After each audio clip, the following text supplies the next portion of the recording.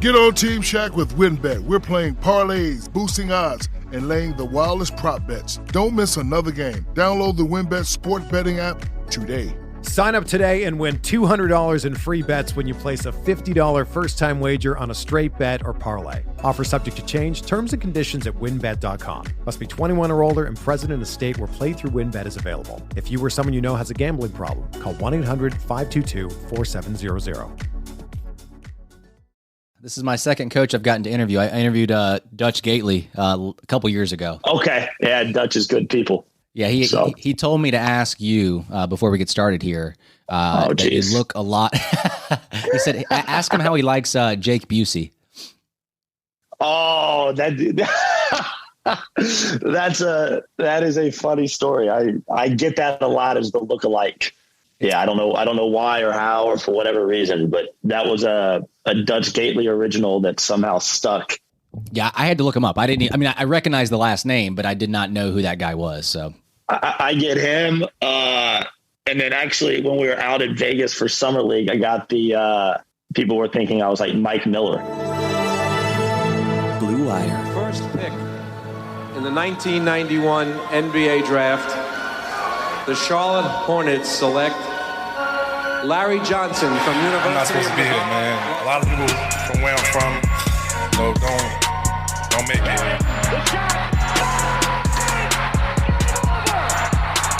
Charlotte, we're back. All right, welcome back to another Buzz Beat, a Charlotte Hornets podcast. This is Richie, and we have a special guest joining us today. We have the head coach of the Greensboro Swarm and the most recent head coach of the Charlotte Hornets Summer League team, Jordan Surenkamp.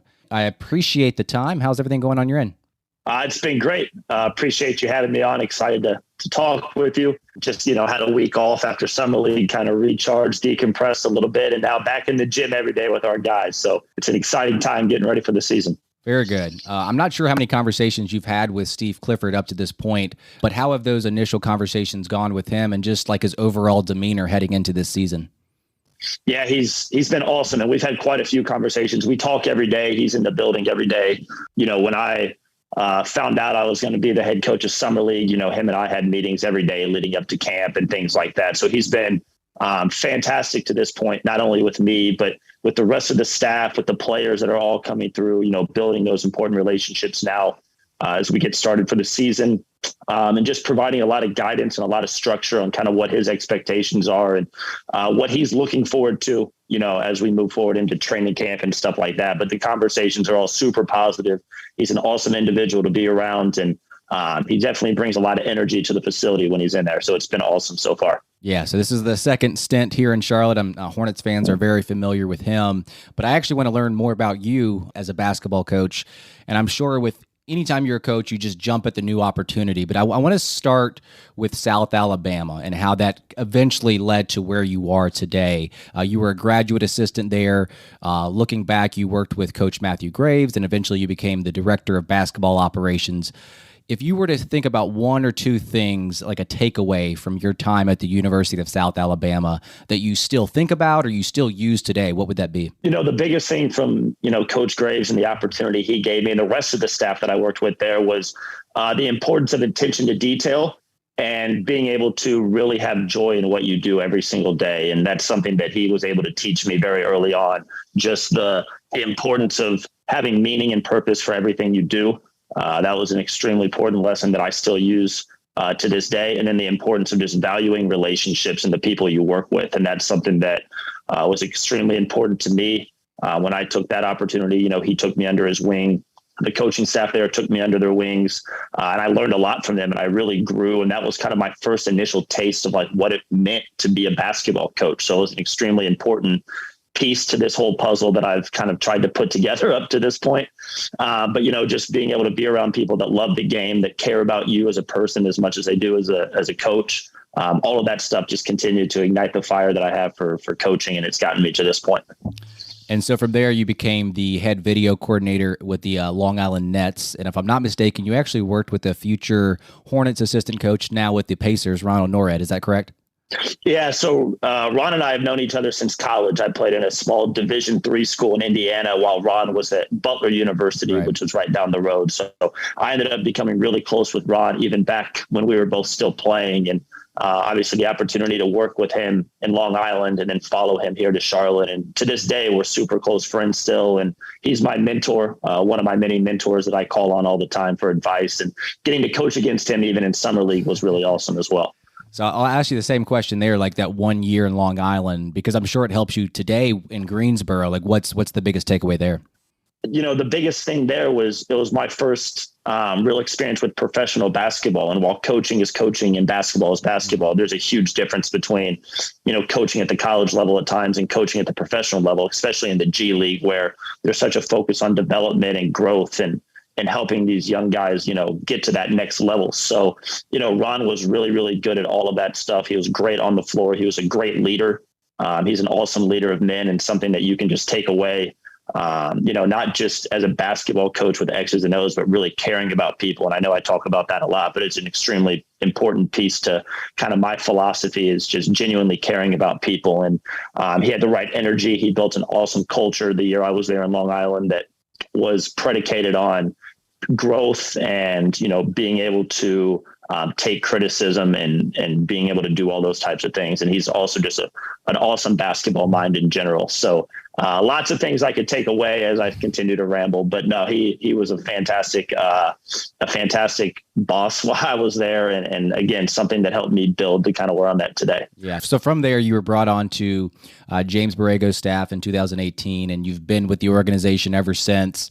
How did that come to be, going from Long Island to this Charlotte Hornets organization? And what was like the enticing factor to make that switch? Yeah, I think the biggest thing was, prior to my opportunity being presented with Charlotte, Ron had actually taken his job with Coach Borrego and the staff. And as much as Ron and I talk, he was very high on Coach Borrego, very high on the organization, the excitement that was being brought to Charlotte at that point and being able to try to grow and build the organization. So, once he kind of was telling me about all of those cool aspects of it, it was something that I was really excited to have an opportunity to interview for as an assistant video coordinator. And when I got here, my ability to sit down with Coach Borrego and really just pick his brain and build a relationship with him was really awesome. He's an unreal individual, again, awesome coach. And, coming from the San Antonio background and those types of things, it was really exciting. And, him and I hit it off right away. And, to this day, still have an extremely, good and strong relationship. And, I thank him just as much as anybody, again, for the opportunity to continue to help me in my next steps here. And then just thankful for the organization as a whole that I'm still able to be around and be a part of something like this. So from there, obviously, you worked your way up to becoming, last season, the head coach for the Greensboro Swarm. I've always wondered this about you and your staff because it is a G League. How do you guys prioritize like winning versus player development? Because I'm sure there's some kind of balance there. Yeah, I think that's an extremely important piece to it. And as a first-year head coach doing it, it opens your eyes a little bit, and there's a lot that you have to take into consideration. But I think the most important piece to all of that is having a strong and direct line of communication with the front office. Mitch Kupchak, Buzz Peterson, Dave Duquette, Larry Jordan, all of the decision makers here in Charlotte, and sitting down with them, coming out with a clear plan of what the expectations are in Greensboro. When it comes to individuals, looking at players that may spend time there, what their goals are, what they're expecting to get out of it from their standpoint, and just really just building a plan that's based on clarity and understanding. And, this organization does a really, really good job of that. You've seen it in years past, even with the Devontae Grahams, the Martin twins, Jalen McDaniels, a lot of those guys, Kai Jones, JT Thor, James Bouknight last year. There's been success through this process and something that the organization really believes in. So, just having a clear understanding of kind of what the expectations are and going from there. And then as a head coach, I'm a competitor. I'm out there to win every single game. And, the way that we taught it was we think that the idea of development is something that coincides with winning. Mm-hmm. So, you have your learning curves very early on. There's a lot of young guys at that level that are still learning how to play the professional game. But as you go throughout the season, you start to see them develop and grow. And as that happens, you start to see the successes and the victories and the other things that come along with it. Now, this might be difficult to answer because you're not a player, you're a coach, but how hard do you think it is for a player that's probably expecting to see some minutes in Charlotte and then he's sent to Greensboro and have to kind of readjust his mindset and still play within your team concepts, even if it's just for a handful of games? Like, do you think that, like a James Bouknight, for example, like he probably was expecting to see a little bit more time in Charlotte. How difficult do you think that is? It's obviously not an easy thing because everybody wants to be here in Charlotte playing 30 minutes a night. But the reality is with the group that we were putting on the floor last year, you have to find opportunities wherever you can find them. And for example, someone like a Bouknight, right? His opportunities for that time were in Greensboro. And those were, direct conversations we had with him. Again, it goes back to the clarity and showing that there's a plan in place. And guys like that and that want to get better and want to be great, embrace that. And I think you've seen over the last, however many years, not just in this organization, but around the league, that there's been a lot of really good stories of guys who have went and played in the G League for a year or two and now are making, names for themselves night in and night out at the NBA level. So it's all about the buy-in, not just from the organization side, but the player side. And, for someone like Book, like a Kai Jones, a JT, the opportunity to come to Greensboro and play 30, 35 minutes a night, to really grow their game in those minutes, to be able to, do the things that we want them to do night in and night out, but then also try new things or find things they may not necessarily be as comfortable with doing, on an NBA floor. They have that opportunity to do it in Greensboro with us. So it's a way for them to learn. It's a way for us to continue to teach. And then, my goal again as a head coach in Greensboro is to try to keep things as consistent as what they are in Charlotte. So when Book and those guys came last year, the terminology is the same. The things we run offensively and defensively are the same. So it made it very easy for them to transition back and forth and feel comfortable when they're on both floors. Speaking of the terminology, because you just made me think of a question, how much has it changed from Borrego to Clifford? Is it, they always say it's very similar from head coach to head coach, but does it feel like a drastic change at all?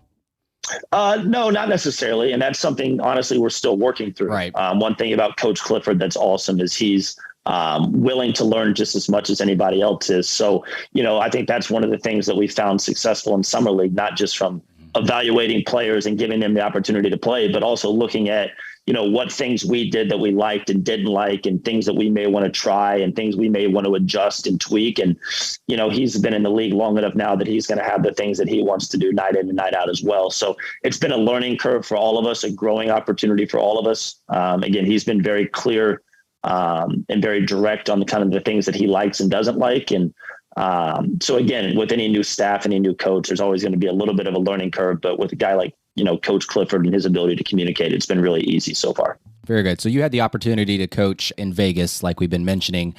I know that the players in Vegas probably are a little bit more talented than maybe overall, like in the G League level, but how did that experience compare to the experience last year in Greensboro?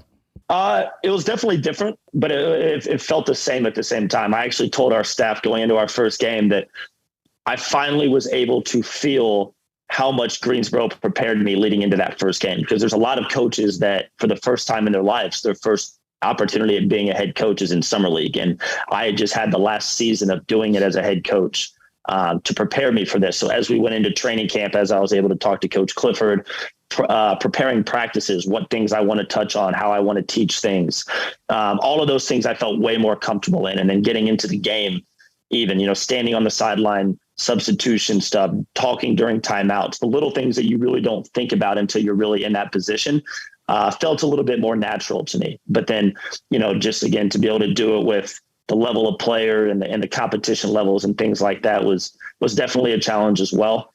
And just doing it in such a short period of time, it made it fun. You only have about a week to really prepare these guys for games. So, picking and choosing what's important and what you prioritize. But again, it was an awesome experience and something I can't thank the organization enough for. I felt like in that 2-week period, 3-week period that I was a part of this, with my staff, we were able to really grow, challenge one another, and again, continue to get better, not just from a player standpoint, but from a coach's standpoint as well. All right, to end the episode here, I want to throw a few players your way that you've worked with, and I just kind of want your quick evaluation of that player and what they do best. Let's start with JT Thor. He didn't play a ton in Greensboro last year, but you saw him for 5 games in Summer League. I think many people know him as like a defensive first guy, a young guy that has plenty of room to grow, but what has been your overall impression of him? His versatility on both sides of the floor is really impressive, like what he's able to do. And it's only the beginning for him. His ceiling is really high. Obviously, you brought up the defensive side of the ball. He can switch. He can defend multiple positions. But offensively, having confidence in his shot and his ability to shoot the ball, his ability to handle it a little bit in the open floor, just his overall versatility, I think, is really impressive and something that's really promising for this organization as we move forward. But, aside from that, JT's been in the gym every single day since Summer League's ended. And he's one of the hardest workers in this organization. I think he sees the opportunity and he's really, really excited for, trying to make a name for himself even more as we go into training camp, and he's putting in the work every day to try to do that. All right, next we're going to go to Kai Jones. It was interesting with Kai Jones because the first 2 games in Summer League, he played primarily the 4. And then the last 3 games, he played primarily the 5. And I personally think he's probably better suited to play the 5 next to someone that can kind of space the floor. But I guess I kind of want your overall debate on the 4 versus 5, but also just kind of his overall game. Yeah, I think, again, Kai's athleticism, his length, his spirit and energy is a very undervalued thing, even at this level. He raises the level of the energy in the room when he walks, every room he walks into. And I think that's awesome. Again, very similar to JT, a very hard worker. And he can do different things. He wants to expand his game. And, one of the things that you do in Summer League is it gives you the opportunity to try new things or to try to see what pieces fit where and with who. So we were able to do that a little bit with Kai as a good example of that, even with JT a little bit playing the 3. That's not necessarily the position we saw them in last year naturally, but it was a good opportunity for them to, expand a little bit in their own sense when they were playing against other competition. So, his ability, I think, as a 5 to screen appropriately, to put pressure on the rim as a lob threat. He's one of the most athletic rim runners and transition runners that I've seen in a long time. And I think that's a really, really exciting feature to have with him, whether he's at the 4 or the 5. He can do that in any capacity. And then when you think about the excitement of having a guy like LaMelo Ball with the ball in his hands, Kai is a really exciting piece that can add to that. Defensively, he can protect the rim. He can switch, he can guard, so he can do a little bit of everything as well. And as we get into training camp, whether it's the 4, whether it's the 5, wherever it is for Kai, that's something we'll continue to evaluate and look at as an organization to kind of see where he fits best. But again, I think Summer League was a really good interpretation of kind of what we were thinking in both worlds. Do you think you'll ever dye your hair teal like him? It's funny. I walked in one day for shoot around before one of our games in Greensboro, and it just completely took me by surprise. But, Kai's an awesome kid. And he, like I said, he's got an awesome spirit and is just about as genuine as a person as you'll ever meet. So while I will never do that, I obviously fully support him in whatever color of hair he would like to have. All right. Last 2 players. Let's go with the rookies. I want to hear your thoughts on Bryce Mcgowan. Yeah, I thought Bryce was really, really good in training camp for us at Summer League. And then obviously I think we saw some really, really good things for him from a scoring standpoint in Vegas. I think that's something he can naturally do. He did it in college. His length, his ability to handle the ball a little bit, to score the ball naturally. Those are things he does really well. And those are things that he's going to be, asked to do in some capacity at some point anyways. So, those are things that he brings to the table. Initially, I think the next steps for him, which again, we did a little bit of in Vegas, is can he handle the ball as a primary point guard? Can he get to the paint? And when he gets to the paint, his ability to understand when to be a decision maker and when to make the right read to kick out as opposed to trying to score the ball naturally. And I think that's just something you get as a primary guard. So can you become a playmaker just as much as you are a scorer, and then just continuing to understand the defensive concepts and principles that we do here? Because again, they're a little bit different than what you're used to in college, but with his length and athleticism and stuff like that, it shouldn't be, he should be able to pick up the defensive side of the ball really quickly. And again, I sound like a broken record, but it's a credit to the organization. Again, great kid, hard worker. There's obviously consistency across the board with these types of character traits. I think that's really important in this organization as well. But Bryce shows that just as much as anybody. Yeah, and Mitch must have saw something in him to trade up for him as well. So lastly, we'll go to Mark Williams, the 15th overall pick. I think with any first-year player, he's going to have some growing pains, but what skills do you see that are going to be like the most immediate on the NBA level in his rookie season? Yeah, I think you can see it from day one at training camp is his natural ability to defend. He protects the rim. And it's something so much more than just looking at how many block shots he averages a game. The amount of contested shots at the rim, the amount of shots that he alters at the rim that leads to a missed basket, which then leads to transition the other end for us. Stuff that the intangible stuff you don't see on the box score every day, I think is things that he does naturally. Offensively, he's going to continue to grow as a roller. Being able to potentially play make in the pocket, to finish around the rim, the back to the basket stuff like that'll all come with time. And hard work, which he's going to continue to put in. But just the intangible stuff, obviously defensively is going to be where you see the biggest impact from him naturally. But then offensively, setting good screens, rolling, putting pressure on the rim that helps, our weak side. Those types of things I think he does naturally already. He's a great screener. He has a really high IQ. You teach him something one time and he can go out there and do it. So it's just, again, the sky's the limit for him as it is the rest of these guys, as long as they keep putting in the work. Is there anything that you saw from him that you might think turn into be like an underrated skill? Because there's a part of me that wonders if he can kind of develop some short roll passing, because you didn't really see that at Duke, but you saw flashes of it in Vegas.